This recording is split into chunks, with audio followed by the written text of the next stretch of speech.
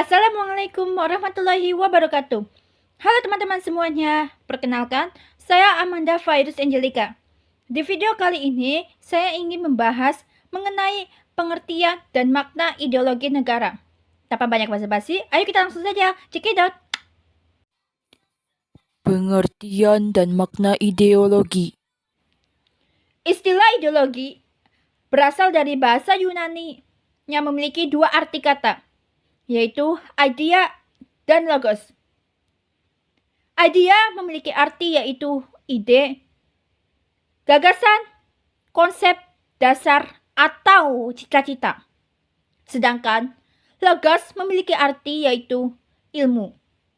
Jadi, secara keseluruhan, ideologi merupakan ilmu yang mengkaji tentang sekumpulan ide-ide atau gagasan yang menjadi pedoman atau pegangan hidup di kehidupan manusia.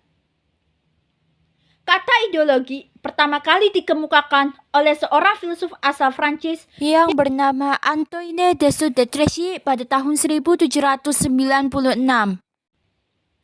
Antoine de Saint-Exupéry, atau kita sebut saja sebagai Tétrécy, mengungkapkan bahwasanya ideologi adalah science of ideas, yang berarti pengetahuan manusia merupakan pengetahuan tentang gagasan.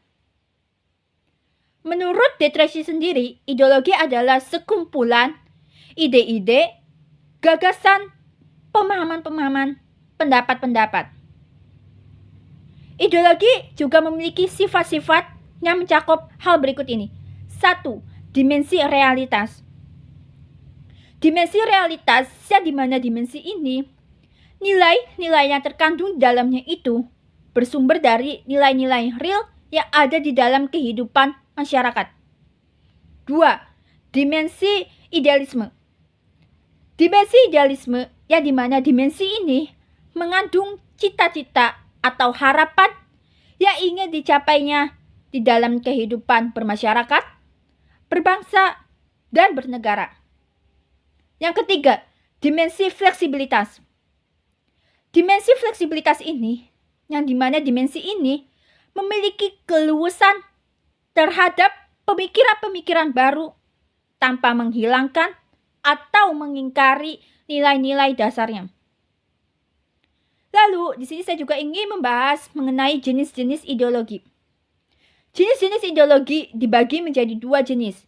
Yang pertama, ideologi terbuka, dan yang kedua, ideologi tertutup.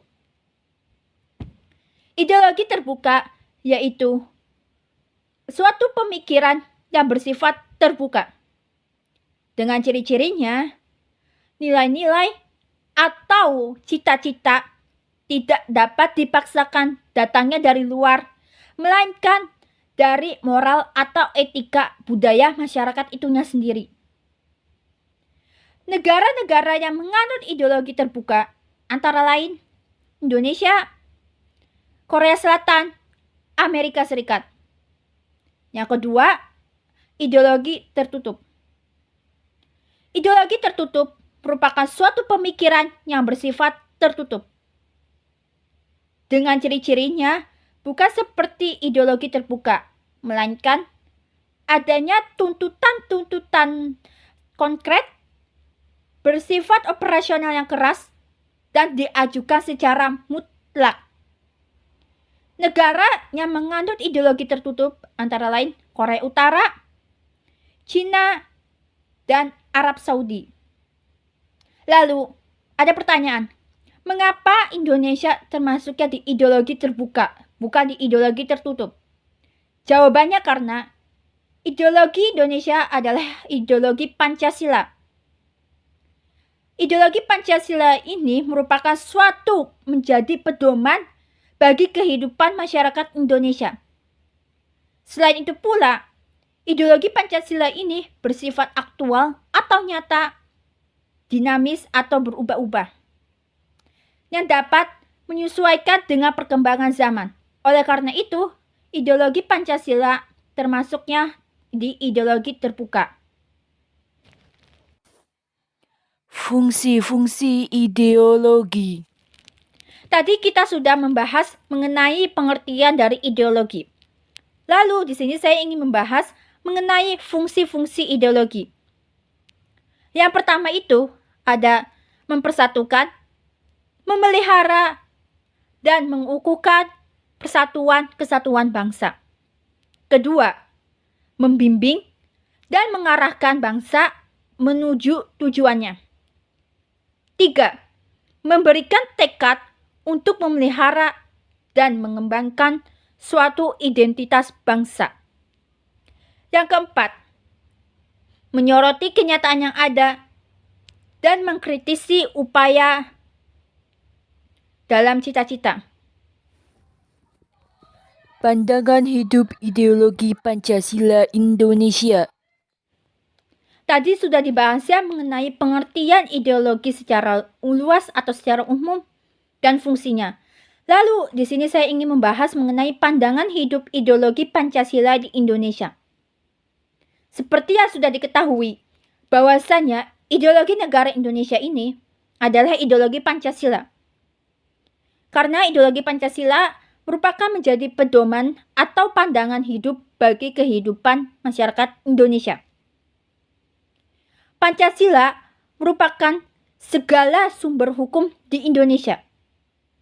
Oleh karena itu, hukum-hukum yang ada di Indonesia itu harus tunduk dan bersumber dari Pancasila. Karena itu pula, Pancasila dijadikan sebagai pandangan hidup bagi kehidupan masyarakat di Indonesia. Dengan mengamalkan butir-butir dari sila kelima itu. Yang pertama, ketuhanan yang Maha Esa. Sila pertama ini kita diajarkan untuk saling menghormati dan bertoleransi antar umat agama untuk menciptakan suasana yang rukun. 2. Kemanusiaan yang adil dan beradab. Di sila kedua ini kita diajarkan karena semua manusia itu memiliki hak dan derajat yang sama, sehingga kita harus saling menyayangi satu sama lain. 3. Persatuan Indonesia. Di dalam sila ketiga ini, kita diajarkan untuk rela berkorban demi negara Indonesia. Yang keempat, kerakyatan yang dipimpin oleh hikmat kebijaksanaan dalam permusyawaratan perwakilan. Di dalam sila keempat ini, kita diajarkan untuk saling memahami pendapat-pendapat dengan cara berdiskusi atau bermusyawarah. Kelima, keadilan sosial bagi seluruh rakyat Indonesia. Di dalam sila kelima ini, kita diajarkan untuk saling adil tanpa melihat status sosial. Nah, akhirnya telah sampai juga materi yang sudah saya sampaikan mengenai pengertian dan makna ideologi negara. Semoga video ini bermanfaat bagi kita semua. Saya Amanda Ferdilika, izin mengundurkan diri. Dadah. Wassalamualaikum warahmatullahi wabarakatuh.